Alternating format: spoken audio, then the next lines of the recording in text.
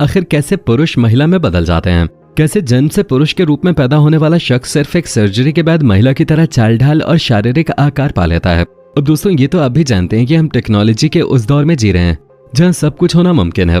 एक वक्त था जब लोग छोटी से छोटी बीमारी का इलाज न मिलने के कारण मर जाते थे, लेकिन अब बड़ी से बड़ी तकलीफों को भी चुटकियों में दूर कर दिया जाता है।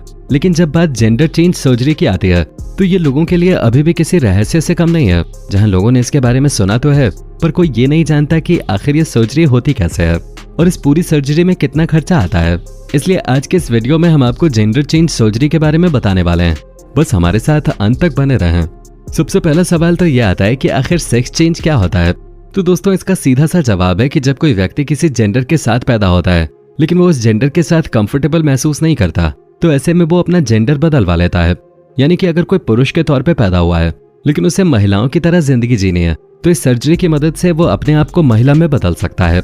उसका रंग रूप आकार सब कुछ महिला जैसा हो जाएगा, जिसके लिए सबसे पहले तो जो अंग लड़कों के शरीर में होते हैं उन्हें लड़कियों के अंगों में बदलना होता है, या फिर कोई लड़की है तो उसके अंग बदलकर उसे लड़के में बदलना होता है। इसी प्रोसेस को मेडिकल भाषा में सेक्स चेंज सर्जरी कहा जाता है। अब सवाल आता है कि सर्जरी को कौन कौन लोग करवाते हैं और क्यों करवाते हैं? तो दोस्तों, जिन लोगों को जेंडर आइडेंटिटी डिसऑर्डर होता है उन्हें सेक्स चेंज की जरूरत पड़ती है। असल में ये एक ऐसा डिसऑर्डर होता है जिसमें इंसान जिस जेंडर के साथ जन्म लेता है उसे वो जेंडर नापसंद आकर ऑपोजिट जेंडर की तरह जिंदगी जीना पसंद आता है। जैसे कि कोई लड़का है और वो इस डिसऑर्डर से जूझ रहा है तो उसे अपना शरीर बिल्कुल भी पसंद नहीं आएगा। वो मानसिक रूप से अपने आप को लड़की की तरह महसूस करेगा और वो शारीरिक रूप में भी एक लड़की बनना चाहेगा। ये चीजें लोगों को मानसिक तौर पे बहुत ज्यादा परेशान करती हैं, इसलिए इसे डिसऑर्डर का नाम दिया गया है। ऐसा आपने देखा भी होगा कि कई लड़कियों में बचपन से ही लड़कों जैसी और कई लड़कों में बचपन से ही लड़कियों जैसी आदत होती है। लड़के लड़कियों की तरह नजाकत दिखाते हैं, मटक कर चलते हैं और लड़कियां सख्त अंदाज में रहना पसंद करती हैं। किसी भी इंसान के अंदर इस डिसऑर्डर के लक्षण 10 से 12 साल की उम्र तक दिखने शुरू हो जाते हैं। जब वो किशोरावस्था में आते हैं तो उनके अंदर ऑपोजिट जेंडर की तरह जिंदगी जीने की इच्छा होती है। जैसे कि अगर कोई लड़का है तो लड़कियों की तरह कपड़े पहनना, मेकअप करना जैसी चीजें करना चाहेगा। अगर इस तरह की कंडीशन किसी के साथ होती है तो उसके पास अपना सेक्स चेंज करवाकर अपने मन मुताबिक जिंदगी जीने का बेहतर विकल्प होता है। पर दोस्तों, अपना लिंग बदलवाने का फैसला इतना भी आसान नहीं होता। जो कोई भी इस फैसले को लेता है उसे सबसे पहले अपने आप को मानसिक तौर पर इस बदलाव के लिए तैयार करना पड़ता है, क्योंकि ये कोई छोटी मोटी सर्जरी नहीं है। किसी पुरुष के गुप्तांग को महिला के गुप्तांग में परिवर्तित करना एक लंबा प्रोसेस है।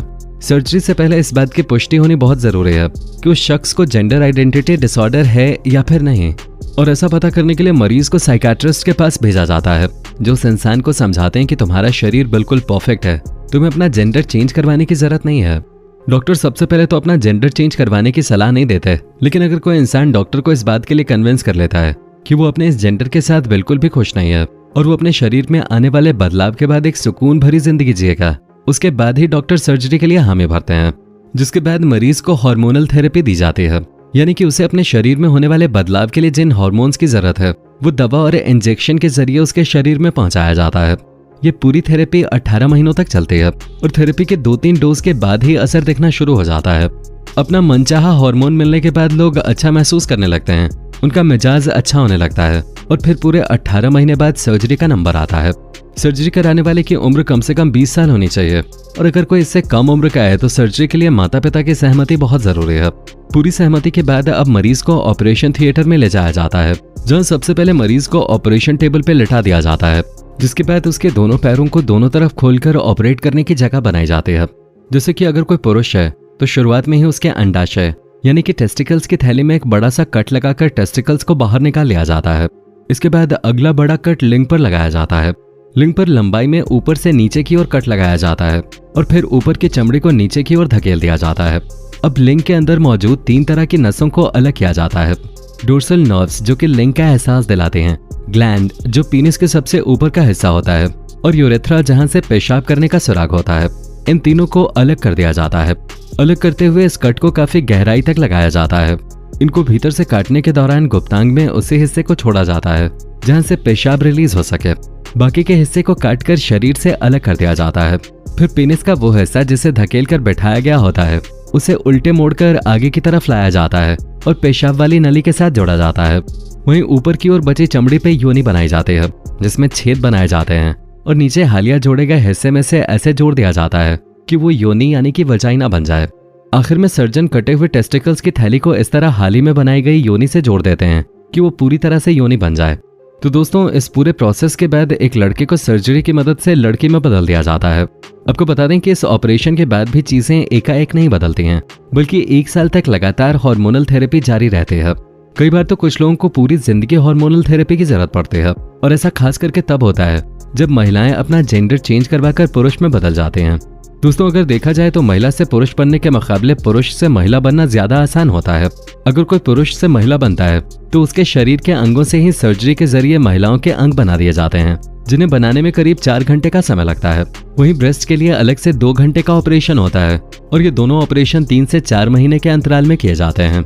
ऐसे में दोस्तों, अगर कोई पूरा कंप्लीट प्रोसेस करके अपने अंदर पूरा बदलाव चाहता है तो उन्हें इन सारी चीजों में 2.5 से 3 साल देने होते हैं, क्योंकि शुरुआत में हार्मोन थेरेपी चलती है और फिर सर्जरी होती है। सर्जरी के बाद भी थेरेपी चलती है, पर ये सब कुछ इसलिए होता है ताकि सर्जरी करवाने वाले शख्स के शरीर में पूरी तरह से बदलाव आ सके। दोस्तों, जब बात महिला से पुरुष बनने की आती है तो इसमें 33 अलग अलग प्रोसेस से होकर गुजरना पड़ता है, क्योंकि इससे संबंधित व्यक्ति के लिंग के साथ उसके चेहरे, बाल, नाखून, हाव भाव, हार्मोन्स और कान के आकार तक को बदल दिया जाता है, और इन सारी चीजों में काफी पैसे भी लगते हैं।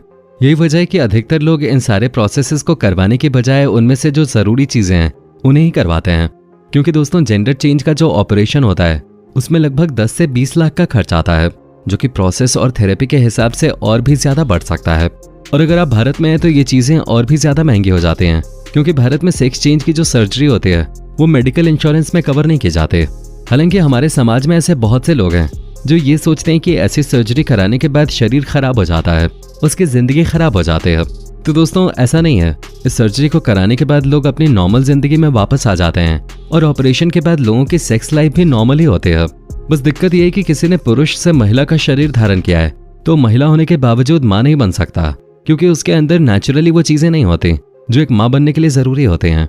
लेकिन ऐसी महिलाओं के लिए सरोगेसी या फिर बच्चा गोद लेने का विकल्प हमेशा खुला रहता है। एक बड़ा सवाल लोगों के जहन में हमेशा चलता रहता है कि किसी के सेक्स चेंज के बाद उसकी आइडेंटिटी का क्या होता है, और समाज में उसे किस नाम से पहचाना जाता है, उसके पुराने डॉक्यूमेंट्स का क्या होता है। तो दोस्तों, सर्जरी के बाद मेडिकल सर्टिफिकेट की मदद से सरकारी कागजातों जैसे कि राशन कार्ड, आधार कार्ड और पासपोर्ट, इन तमाम चीजों में बदलाव किए जा सकते हैं। लेकिन जो एजुकेशनल सर्टिफिकेट होते हैं जैसे कि हाई स्कूल और इंटरमीडिएट के रिजल्ट्स, उसमें आपका नाम नहीं बदला जाता, बल्कि वही पुरानी आइडेंटिटी रहती है जिसके साथ आपका जन्म हुआ था। हमें उम्मीद है कि इस वीडियो में आपको सेक्स चेंज से जुड़ी काफी जानकारी मिल गई होगी। अब आपका वीडियो के बारे में क्या विचार है कमेंट में जरूर बताएं, और ऐसी ही वीडियोस को देखते रहने के लिए चैनल को सब्सक्राइब करना बिल्कुल भी ना भूलें। धन्यवाद।